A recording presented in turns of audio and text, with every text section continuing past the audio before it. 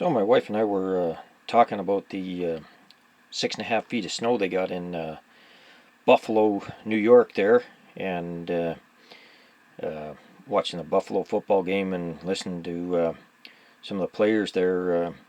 I guess they like shoveled a narrow tunnel out to the road and then got picked up to go to their football game in, I believe it was Detroit, that they played the Cleveland Browns in.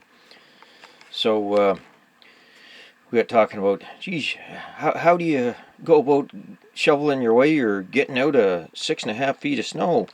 And I said, well, geez, you think a normal snowblower would do it, but the problem is, it's only about 2 feet high, give or take, and so even if you was able to get your garage door open without full of snow, if you get the snowblower out there, you can start, biting into it, and then it'll collapse on top of the snowblower, etc., etc. And so, yeah, it would cause some serious problems being that deep. So I thought, geez, there any kind of way a person could modify or build a snowblower to attack like a 6-foot snowdrift. So I wandered out in the backyard there, and I got the Snow Shark 7 out there. So I got thinking, gee, what happens if a person stacked 2 of them on top of each other, And you get, I don't know, it's probably 4 feet tall on the front there. But of course, you'd have to do something about the snow chute, get it to feed from the bottom one out, or I don't know, put a second one on, or you'd have to. You couldn't just put one snowblower on top of another. It wouldn't work out very good. But that's not to say that it couldn't be done.